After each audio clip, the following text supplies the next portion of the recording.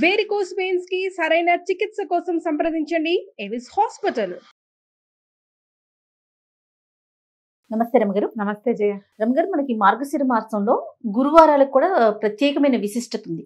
లక్ష్మీదేవికి పూజ చేస్తాం కదండి, ఒకసారి ఆ విశిష్టత మాట్లాడుకుందామండి. ఏటా చెప్తున్నాము, మళ్ళీ ఇప్పుడు కూడా కొత్తగా ఇంకొకసారి చెప్పుకుంటాం. మార్గశిరము పురుషోత్తమ మాసం అని చెప్పుకున్నాం ముందే. మనం విష్ణు సంబంధమైన మాసం.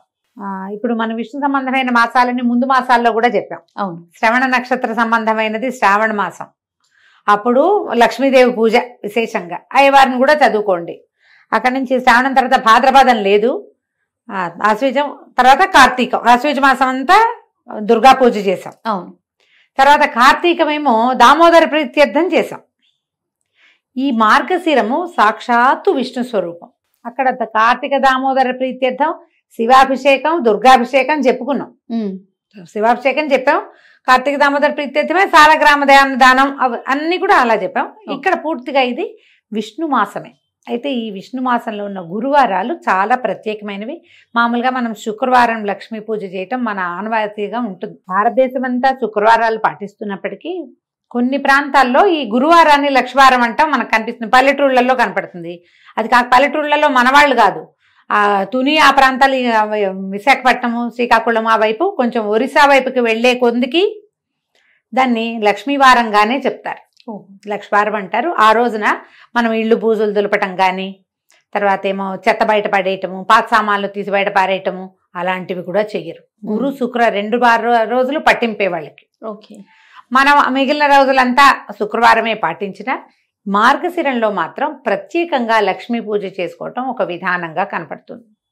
ఇప్పుడు మనం మామూలుగా రోజువారీ లక్ష్మీ పూజ కాకుండా మార్గశిర గురువార వ్రతం అని ఒక నోము కూడా ఉంది. నోముకు ఒక నియమం, పూజ అయ్యేదాకా ఏమీ తినకూడదు. గురువారం నాడు నెత్తికి నూనె రాసుకోకూడదు, పూజ అయ్యేదాకా తలకాయ దువ్వుకోకూడదు, ఏమీ తినకూడదు. ముందు చెప్పిందే ఇది. తర్వాత పూజ అయిపోయాక ప్రసాదం పుచ్చుకుని ఈ కథని ఎవరికైనా చెప్పాలి. తెలిసిన వాళ్ళకైనా సరే కథ విను అని ఫోన్లో అయినా కథ చెప్పేయాలి. ఇది నియమం. ఈ నియమం ప్రకారం మనకి ఇళ్లలో ఎవరికైతే మార్గశిర గురువార వ్రతాలు ఉన్నాయో, నోములు వ్రతాలు ఉన్న కుటుంబాలు కొన్ని ఉంటాయి, అలవాటుగా అనుచరణంగా వచ్చినవి. మీకు అలవాటు ఉంటే లక్షణంగా చేసుకోండి మీ పద్ధతుల ప్రకారం. అలవాటు లేదు, మనకు తెలీదు, మనం ఇప్పుడే వింటున్నాం, లేదా 4 ఏళ్ల క్రితం చెప్పడం మొదలుపెట్టాం, 4 ఏళ్ల నుంచి వింటున్న వాళ్ళు, ఇవాళే వింటున్న వాళ్ళు కూడా హాయిగా సంతోషంగా లక్ష్మీ పూజ చేసుకోండి. మార్గశిర మాసం పురుషోత్తమ మాసం కాబట్టి అమ్మవారి లక్ష్మీదేవి నిత్యానపాయిని, ఆయన్ని అనుసరించి ఉంటుంది. స్వామివారే సాక్షాత్తు స్వరూపంగా భావించేటువంటి మార్గశిరంలో ఆమెని గురు శుక్ర 2 రోజులు పూజించండి. గురువారం నాడు మనం ఎలాగో కథ చెప్తాం కదా, హాయిగా ఈ కథ వినేయండి. ఆ కథ అందేసుకుని అక్షంతలు చేతపుచ్చుకోండి. లక్ష్మీ పూజ అయిపోయాక చివర ఆ కథ విన్నాక అక్షంతలు కొన్ని అమ్మవారి మీద వేసి కొన్ని మన మీద వేసుకోండి. ప్రత్యేకంగా స్వరూపము ఏమీ పెట్టుకోక్కర్లేదు. మీ ఇంట్లో ఏ లక్ష్మీదేవి పటం ఉందో, ఏ లక్ష్మీదేవి విగ్రహమో ప్రతిమా విశేషమో ఉంటుంది. కొంతమంది దగ్గర కాయిన్స్ ఉంటాయి, బంగారు రూపులు ఉంటాయి, వాటికి పూజ చేసుకునే అలవాటు ఉంటే చక్కగా ఆ రూపుకే, ఆ ప్రతిభకే, ఆ ఫోటోకే పూజ చేసుకోండి. లక్ష్మీ పూజ సులువుగా చేసుకునే విధానం చిన్న చిన్న పుస్తకాలు దొరుకుతాయి. లక్ష్మీ పూజ విధానం కొనుక్కోండి, 5-10 రూపాయల్లో దొరుకుతుంది. ఆన్లైన్ కూడా లక్ష్మీ పూజ విధానం దొరికేస్తుంది. మీరు శ్రీ సూక్తంతో చేసుకోవచ్చు. మామూలుగా షోడశోపచారాల పూజకి కూడా చిన్న చిన్న పుస్తకాలు అవైలబుల్గా ఉంటాయి.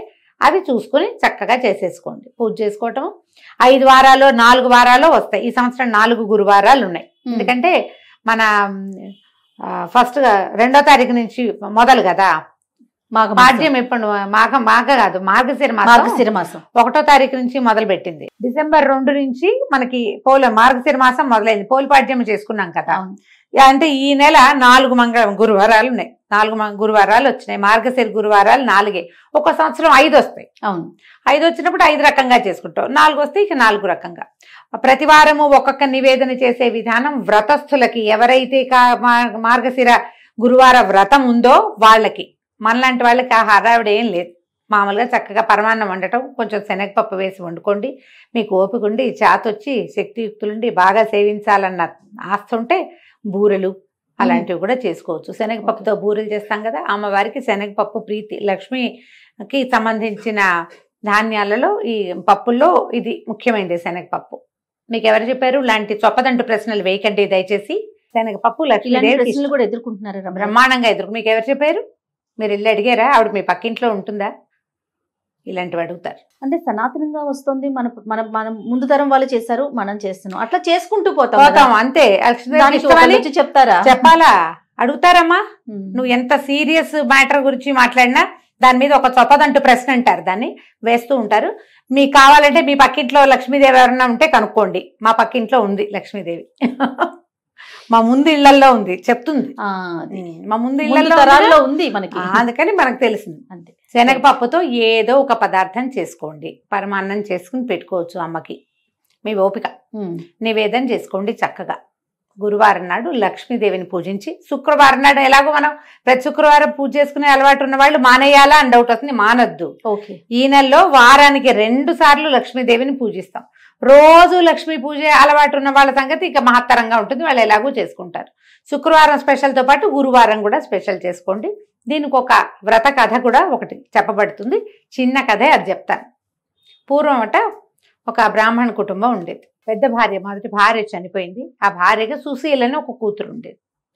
ఈ పాపాయి ఉండగానే తండ్రి ఇంకో ద్వితీయ వివాహం చేసుకున్నాడు. ఇలాంటి కథలు విన్నప్పుడు ఈ రెండో పెళ్లి ఎందుకు చేసుకోవాలి, అదే భర్త చనిపోతే వాళ్ళ అమ్మ పెళ్లి చేసుకుంటుందా, ఇలాంటి ప్రశ్నలు కూడా ఎప్పుడూ తలెత్తుతూనే ఉంటాయమ్మా. పురాతనపు పద్ధతుల్లో ఏంటంటే ఆడవాళ్ళు లేనిదే ఇళ్ళు నడిచేవి కాదు. మగవాళ్లే ఆడపని మగ పని చేసేసేయటము కుదిరేది కాదు. పైగా బ్రాహ్మణ గృహాలలో వీళ్ళకి అగ్ని అవన్నీ నియమాలు ఉండేవి. తప్పకుండా యజనం చేయాలి, రోజువారీ హోమము, దానికి స్త్రీ సహాయం చాలా అవసరం. ఆడవాళ్ళు హోమానికి ఉండటమే కాకుండా సహాయానికి రెండిటికి కావాలి. ఒక ఆడపిల్ల ఉంటే దానికి వివాహం చేయాలన్నా తల్లి లేనిదే, ఆడమనిషి లేనిదే అవన్నీ సాగవు. కాబట్టి తప్పకుండా ద్వితీయ వివాహాలు జరిగేవి. పురాతన గాథల్లో మనకి ఇవే కనపడతాయి. మన తాత ముత్తాతల్లో ఇద్దరిద్దరు భార్యలు ఉన్న వాళ్ళు మనకే ఉంటారు బోళ్ళంత మంది. మనమే కొంచెం పూర్వ చరిత్ర తిరగేస్తే మన ముందు 3-4 తరాల ముందు ఖచ్చితంగా కనపడతారు మనకి. ఏం చేసేదేం లేదు దాని మీద.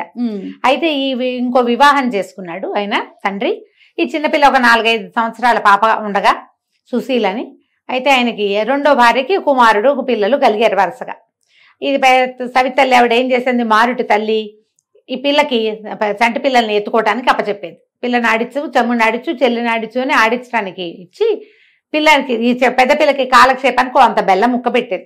సో ఈ బెల్లం ముక్క తీసుకో, తమ్ముడిని ఆడిచ్చు కాసేపు అంటే తమ్ముడిని తీసుకుపోయేది పిల్ల. తల్లి వచ్చేసరికి ఒక 5-7 సంవత్సరాలు ఉంది. రెండో ఆవిడ వచ్చేసరికి, ఈ పిల్లాడి పుట్టేసరికి దానికి ఒక 7-8 ఏళ్ళు వచ్చినాయి. పిల్లల్ని చంకనేసుకుంటారు 7-8 ఏళ్ల పిల్లలు. అయితే పక్క ఇళ్ల వాళ్ళందరూ మార్గశిర గురువారం నోవులు చేసుకుంటున్నారట. చక్కగా కుందన బొమ్మలాగా ఉండి పిల్లల్ని ఎత్తుకుని తిరిగే ఈ పిల్లని చూసి వాళ్ళు అన్నారు, వసే రావే నువ్వు కూడా నోవు నోచుకుందు కానీ అని పిలిచారు. పిలిస్తే వాళ్ళ ఇంట్లో నోవు ఆ మంత్రాలు అవి వింటుంటే పిల్లకి సంతోషంగా అనిపించింది. ఏం చేసిందట, తమ్ముడు పక్కన కూర్చోబెట్టి వాకిట్లో ఉన్న బంకమట్టి తీసి చక్కగా చిన్న గుండలాగా చేసి లక్ష్మీదేవిలాగా తయారు చేసుకుంది. తన కోసం ఒక ప్రతిమ. అక్కడికి పువ్వులు కావాలి పూజకి. జిల్లేడు పువ్వులు తెచ్చుకుని జిల్లేడు పువ్వులతోటి ఆ లక్ష్మీ అమ్మవారికి పూజ చేసేది. షోడశోపచారాలు ఉన్నాయిగా, ఉపచారాలు చెప్పుకుని పూజ చేసి ఈ తనకి ఇచ్చిందిగా వాళ్ళ పిన్ని బెల్లం ముక్క, ఆ బెల్లం ముక్కని నివేదన పెట్టేది. మార్గశిర గురువారాలు 5 వారాలు వచ్చినాయి ఆ సంవత్సరం. 5 వారాలు చేసుకుంది. పక్కింటి వాళ్ళు వారానికి ఒక దీనిలాగా మొదటి వారం పులగం, రెండో వారం అట్లు తిమ్మనం, అలాగా 3వ వారం చక్కెర పొంగలి నివేదనలు పెట్టారు. ఈ అమ్మాయికి అవన్నీ చేత కావు, చిన్నపిల్ల కదా, మళ్ళీ పిన్నిని అడిగితే ఏమంటుందో, బెల్లం ముక్క మాత్రం నివేదన పెట్టేది. అట్లా ఏటా చేసుకునేదట. 11 సంవత్సరాలు వచ్చేసరికల్లా 3-4 సార్లు చేసేసింది. ఈ 11 ఏళ్ల పిల్లకి పెళ్లి చేశారు. వెనకాల 2-3 తమ్ముళ్ళు, 2 చెల్లెళ్ళు ఉన్నారు. అయితే పెళ్లి చేస్తే ఈ పిల్ల ఏం చేసింది, అత్తవారింటికి వెళ్ళిపోతూ ముందు వెళ్ళలా, 11వ ఏట ఏం వెళ్ళిపోలే, అలా పంపేవాళ్ళు కాదు, వ్యక్తురాలు అయ్యాక పంపించేవాళ్ళు. తర్వాత కూడా కొన్నాళ్ళు ఇక్కడే పూజ చేసుకునేది. అమ్మ నాన్న శుభ్రంగా ఉండేవాళ్ళు, చక్కగా పిల్లలు కలిగారు, ఇల్లు వాకిళ్ళు లక్షణంగా బాగుండేవి. పిల్ల వ్యక్తురాలు అయిన తర్వాత ముహూర్తం చూసుకుని అత్తవారు వచ్చి అమ్మాయిని కాపురాన్ని తీసుకుపోయారు.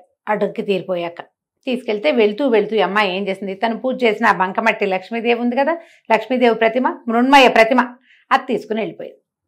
తీసుకెళ్ళిపోయాక అత్తవారు కొంచెం పర్వాలేదు బాగానే ఉండేవాళ్ళు. ఈ అమ్మాయి వెళ్ళేసరికి వాళ్ళకి ఇప్పటి ముప్పటిగా పాలు పొంగినట్టు సిరులు పొంగిపోయినాయి వాళ్ళ ఇంట్లో. చక్కగా ఏటా నోవులు చేసుకునేది లక్షణంగా. అంతకుముందు ఇక్కడ ఉంటే బెల్లం ముక్కలు అవి పెట్టేది. అక్కడ అత్తవారింటికి వెళ్ళాక దాని సొంత ఇల్లు, సొంత ప్రపంచంగా చక్కగా వారానికి ఒక నివేదన చొప్పున చేసుకుని లక్షణంగా వ్రతం చేసుకుని అందరినీ పిలిచి తాంబూలాలు వాయినాలు ఇచ్చి లక్ష్మీదేవికి సంతోషం ప్రీతికరంగా ఉండే పనులన్నీ చేసేది. ఇప్పుడు ఇక్కడ ఒక ప్రశ్న, లక్ష్మీదేవికి ప్రీతికరమైన పనులు ఏమిటి? మొదటిది ఇల్లు శుభ్రంగా ఉంచుకోవటం, ఆడవాళ్ళు గయ్యాళిగా ఉండకపోవటం. గయ్యాళి ఆడవాళ్ళకి సిరి నిలవదు. మనం ఇప్పుడు వెంటనే మనకు ఒక లిస్ట్ వస్తుంది, అబ్బో మా వాళ్ళు గయ్యాలి వీళ్ళు గయ్యాలి వాళ్ళ దగ్గర బోల్ డబ్బులు ఉన్నాయి. సిరి అంటే డబ్బు ఒకటే కాదమ్మా, అన్ని చాలా ఉన్నాయి. సౌభాగ్యం, భర్తలతోటి ఆనురూప్యం, వాళ్ళతోటి ఒక కలిసి ఉండటం, సంతానము, ఆరోగ్యం, నలుగురిలోను పెంపు, ఘనత, ఇవన్నీ కదా ఐశ్వర్యం అంటే. చక్కగా ఉండేది. ఈ ఇష్టం వీటితో పాటుగా ఇల్లు శుభ్రంగా ఉంచుకోవటం, ఇవన్నీ కూడా వచ్చిన వాళ్ళని అతిథి అభ్యాగతులను సేవించడం లక్ష్మీదేవికి ఇష్టం. ఇల్లు వాకిళ్ళు శుభ్రం, మనుషులు శుభ్రంగా ఉండటం, పూజ గది ఎప్పుడు కళకళలాడుతూ ఉండటం, వచ్చిన వాళ్ళని కనుక్కోవటం, మంచి ప్రవర్తన, పోట్లాటలు కలహ కారణాలు ఉండకపోవటం, అవి లేని చోట లక్ష్మి ఎప్పుడు స్థిరంగా ఉంటుంది. అన్ని రకాల లక్ష్ములు బాగుంటాయి.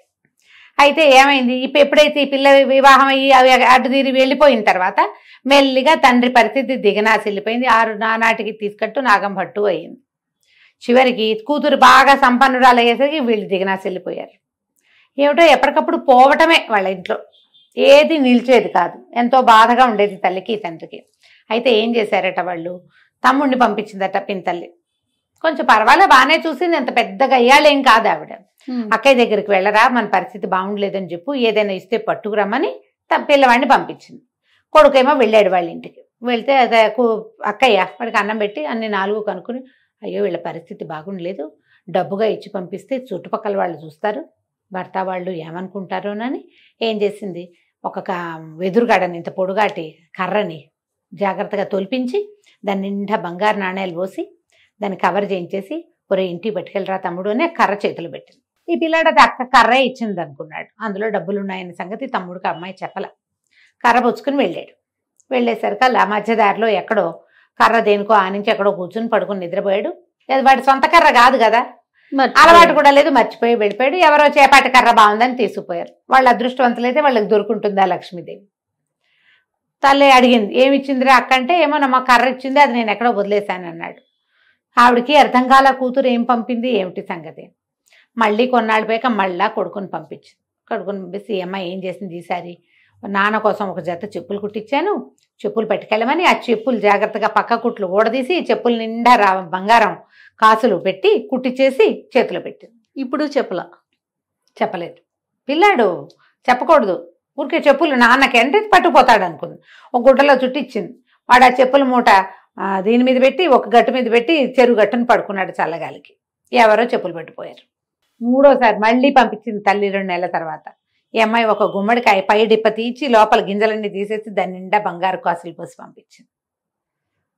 ఆ బంగారు కాసులు గుమ్మడికాయ కూడా వాడు వదిలేశాడు. అంటే సంధ్యావందనాన్ని దిగాడు, ఎవరో గుమ్మడి పండు బాగుందని బ్రాహ్మలు ఎవరో వెళ్తున్న వాళ్ళు ఎవరో వదిలిపెట్టి పోయారనుకుని తీసుకుపోయారు. ఇక చివరికి తల్లికి అనిపించింది, ఇక్కడ అమ్మాయి ఏదో సహాయం చేయడానికి ప్రయత్నం చేస్తోంది, పంపిస్తోంది ఏవో వస్తువులు, సరిగ్గా తేలేకపోతున్నాడు. సరే నేనే వెళ్తానని తండ్రిని పెద్ద కొడుకుని వదిలిపెట్టి చిన్నపిల్లలు ఆడపిల్లలు ఉంటే వాళ్ళందరినీ వెంబడి పెట్టుకుని పెద్ద కూతురు ఇంటికి వెళ్ళింది. తల్లి పేదగా ఉన్న తల్లి మాసిపోయినట్టున్న చెల్లెళ్ళని చూసి పిల్ల బాధపడి తల్లిని చక్కగా పోషించి 10 రోజులు ఉంచుకున్నాక ఇదంతా ఏం జరిగింది ఏమిటి మాట్లాడుకుంటే, అమ్మ బంగారు కాసులు పోసానే ఏమైపోయినాయో అంటే, ఎవడో అదృష్టవంతులకు దొరికింది, మనకు అదృష్టం లేదు. ఈ అమ్మాయి ఏమంది, ఇంకా 10 రోజులుంటూ మార్గశిర మాసం రాబోతుంది, నేను మార్గశిర గురువారం నోవులు నోచుకుంటానమ్మా, నాతో పాటు నువ్వు కూడా నోచుకుందు కానీ ఇక్కడే ఉండమని తల్లిని చెల్లెళ్ళని ఉంచుకుంది. ఏమీ తినద్దమ్మా, గురువారం పొద్దున్నే చెప్పింది, ఏమీ తినద్దంటే సరేనంది ఆవిడ. పిల్లలందరినీ కూర్చోబెట్టి సద్దెన్నాలు పెట్టమంటే అమ్మమ్మ సద్దన్నం పెడుతూ పెరుగన్నంలో ఉప్పేయి అన్నారట పిల్లలు. ఉప్పు సరిపోయిందో లేదో చూద్దామని ఒక సద్దెన్నం ముద్ద నోట్లో వేసుకుంది. కూతురు, అయ్యో అమ్మ అన్నం తిన్నావు ఇంకేట పనికి వస్తుంది, తినకూడదుగా, మెతుకు కూడా పోకూడదు లోపలికి. కూతురు నోచుకుంది నోము. తల్లి సర్దు కూరుకుంది, ప్రసాదం తిని ఊరుకున్నారు. రెండో వారం ఏం చేసింది, పిల్లలకి నెత్తికి తలగా నూనె రాస్తూ ఆ నూనె చేతులు నెత్తికి రాసుకుంది. చాలా మంది చేస్తాం అట్లా. ఇప్పుడు మాయిశ్చరైజర్ కూడా ఎక్కువ పోసుకున్నాం అనుకో చేతిలో, ఎవరో ఒకరి చేతి రాసేస్తాం. ఆ నెత్తికి రాసుకునేసరికి నూనె రాసుకోకూడదు, అసలు నూనె రాసి తలంటి చేయకూడదు గురువారం నాడు. మామూలుగానే పనికిరాదు, ఇప్పుడు అస్సలు పనికిరాదు, పూజకు పనికిరాదు, నోముకు అడ్డంకి. 2వ వారము పోయింది. 3వ వారం కూతురు ఏం చేసింది, అమ్మ ఇట కాదు, నువ్వు పని చెయ్యి, నేను గొయ్యి తీసి గోతులో కప్పెడతాను, నిన్ను గోతులోనే కూర్చో, బయటికి రావద్దు. తర్వాత పూజ పనంతా తెముల్చుకుని పూజకు ఏర్పాట్లు అయ్యాక నేను లేవదీస్తాను. అప్పుడు నీళ్లు పోసుకుని పూజలో కూర్చుందు కానీ నీ తల్లిని ఒక దేనికోసమో తీసిన గోతిలో కూర్చోబెట్టి పైన ఒక చిన్న పల్చటి చెక్క ఒకటి అడ్డం పెట్టి అమ్మాయి పని చేసుకుంటుంది. ఈ పిల్లలు ఏం చేశారు, 5-6 ఆడపిల్లలు, అమ్మాయికి పిల్లలు ఉన్నారు, పిల్లల్ని తెచ్చింది కదా ఈవిడ కూడా. పిల్లలు ఆడుకుంటూ అరటిపళ్ళు తిని తొక్కలు పడేశారట. ఈ పల్చటి చెక్క వీళ్ళు ఇడిదిరిగా చెక్క తొలగిపోయి అరటిపండు తొక్కు ఈవిడ దగ్గర పడింది. ఈవిడ అప్పటికి 2-3 గంటల నుంచి ఆ గోతలో కూర్చుని ఉంది. అరటిపండు చేత్తో పుచ్చుకుంటే దాని లోపల అడుగుని ఇట్లా గుజ్జల్లే ఉంటుంది కదా, ఊరికే ఇట్లా గోరుతోటని ఇలా 4కి రాసుకుంది. 3వ వారం కూడా పోయింది. అమ్మ ఏమి తినలేదు కదే అని అడిగితే, కాదే అరటిపండు తొక్కలో లోపల గుజ్జు నోట్లో వేసుకున్నానమ్మా అనేసరికి పనికిరాలి. ఇక 4వ వారం అమ్మ ఏం చేసినట్ట కాదని తల్లిని పొద్దున్న లేవగానే ఆవిడ తన చెంగుగా ఆవిడ చేయి కట్టేసుకుని, నువ్వు నాతోటే ఉండు, నువ్వు ఇంకేం పని చేయదు, నా వెనకాలే ఉండని తల్లితోటే అటు ఇటు తిరిగి మొత్తానికి సరిగ్గా పూజ జరిగే వేళకి స్నానం చేయించి కూర్చోబెట్టింది. తల్లి పిల్ల ఇద్దరు నువ్వు నోచుకున్నారు. తాంబూలాలు వాయనం పెట్టారు లక్ష్మీదేవికి. పెట్టి లక్ష్మీదేవిని ప్రార్థించింది. ఈ ప్రతిమ ఉంది కదా, ఆ ప్రతిమలోంచి లక్ష్మీదేవి లేచి వచ్చేదట అమ్మాయి దగ్గరికి. లేచి వచ్చి కూతురు వాయనం తీసుకుని తల్లి వాయనాన్ని వదిలిపెట్టేసింది. లక్ష్మీదేవిని అడిగింది ఈ అమ్మాయి సుశీల, అమ్మ ఎందుకు మా అమ్మ వాయనం తీసుకోలేదు, మా అమ్మ వాయనం కూడా తీసుకో అని అడిగేసరికి, నేను తీసుకోను, నేను చిన్నప్పుడు నువ్వు చిన్నపిల్లగా ఉన్నప్పుడు మీ అమ్మ నిన్ను చీపురు పెట్టి కొట్టింది, నాకు గుర్తులేదమ్మా, నీకు గుర్తులేకపోయినా నాకు గుర్తుంది, నువ్వు నోవు నోచుకుంటున్న రోజున చీపురు పెట్టి కొట్టింది, అందుకని మీ అమ్మ వాయనం నేను వల్లను, నేను వెళ్ళిపోతున్నాను అనేసరికి ఇలా సుశీల లబలబలాడి బతిమలాడుకుని, పుట్టింట్లో ఉండగానే కదా నేను నేర్చుకున్నాను, నిన్ను పూజించడం నేర్చుకున్నాను, మా అమ్మ మా పుట్టిల్లు ఇట్లా గది కడుక్కుపోతే ఎట్లా నాకు సాగుతుంది, నా తమ్ముళ్ళు అందరూ బాగుండాలి కదా అని బతిమలాడి అమ్మతో క్షమాపణలు చెప్పించి ఇంకెప్పుడు చేయదు, ఎప్పుడూ చేయలేదు. ఆ రోజు ఏదో చంటి పిల్లలతోటి బాధపడుతూ మా అమ్మ అట్లా ఉద్రేకంలో చేసింది, తర్వాత నన్ను బాగా చూసుకుంది, నాకు పెళ్లి చేసింది, పురుళ్ళు పోసింది అని బతిమలాడి లక్ష్మీదేవిని ఒప్పించింది. అప్పుడు ఆవిడ ఆ వాయనం తీసుకుందట. ఆ తర్వాత తండ్రికి అన్ని రకాలుగాను కలిసి వచ్చింది. తండ్రి పిల్ల తర్వాత చెల్లెళ్ళు పెళ్ళిళ్ళు అయినాయి, తమ్ముడికి పెళ్ళి సంతానం కలిగింది, పుట్టిల్లు కూడా చక్కగా ఉంది. దీంట్లో ఈ కథలో నీతి ఏమిటి, మనతో పాటు మన పుట్టిల్లు కూడా బాగుండాలని కోరుకోవాలి. లక్ష్మీదేవికి అత్యంత ఇష్టమైన విషయాలలో తను ఎక్కడి నుంచి బయటకు వచ్చానో అది కూడా బాగుండాలన్న కోరిక ఉండటం ఆమెకి ఇష్టం. పుట్టింట్లో అదంతా లాగేసుకుని అత్తారింట్లో దాచిపెట్టుకునే రకాలు ఎన్నున్నాయి, ఇప్పుడు చాలా ఉంటాయి. ఈ రకాలు మార్చుకోండి. పుట్టిల్లు వృద్ధి కావాలని కోరిక ప్రార్థించేటప్పుడు దేవుడికి దండ పెడతాం, మా ఆయన, నా పిల్లలు, మా అత్తగారు, మా ఇల్లు, మా ఇంటి పేరు, అదొకటే కాకుండా పుట్టింటిని కూడా ఆడవాళ్ళు కోరుకోవాలని ఈ కథ చెప్తుంది. ఈ కథ విని అక్షంతలు వేసుకోవడం, అమ్మవారి మీద అక్షంతలు వేసి మన మీద కూడా అక్షంతలు వేసుకోండి. పూజ అయిపోయినట్టే. మీరు నివేదన చేసిన పదార్థాన్ని చక్కగా ప్రసాదంగా స్వీకరించండి, చుట్టుపక్కల వాళ్ళకి పెట్టండి. లక్ష్మీకరము అని అనుకునేటువంటి పసుపు కుంకుమ, తర్వాత ఏమో మనము పళ్ళు పువ్వులు అలాంటివి వాయనం ఇవ్వండి. ఓకే. ఒకవేళ మీరు నోముగా చేసుకుంటే మీ ఇంట్లో ఏ రకమైన విధానం ఉందో ఆ విధానాన్ని చక్కగా పాటించుకోవచ్చు. కొత్తవి మొదలు పెట్టుకోవద్దు, నోముగా చేసుకోకండి, పూజగా చేసుకోండి. ఓకే. ఈ నోములు ఏంటంటే అత్తవారిళ్లలో ఉంటే చేసుకోవాలమ్మా, అత్తారింట్లో లేనివి కొత్త మొదలు పెడితే మీకు భయం వేస్తుంది. లేదా మీరు ఇంకొకటి చెప్తా, ఇందులో మీకు చాలా ఉంది మనసు, ఇలా నన్ను యూట్యూబ్ అక్కయ్యల్ని ఫాలో అవ్వకుండా ఎవరైనా మీ కజిన్స్ బాగా క్లోజ్ ఫ్రెండ్స్ ఇది చేసుకుంటారనుకోండి, వారితోటి ఒకసారి వారితో దగ్గరుండి చేయించుకుని వారిని ఫాలో అవుతూ చేసుకోండి. ఒకవేళ మీకు ఆస్తుండి మనసు ఉంటే గనక కావాలంటే ఇలా చేసుకోవచ్చు. కానీ ఇలా పై వాళ్ళు ఎవరో చెప్తే కాదు, కంటితో చూసి నేర్చుకుని చేసుకోండి. నమస్తే.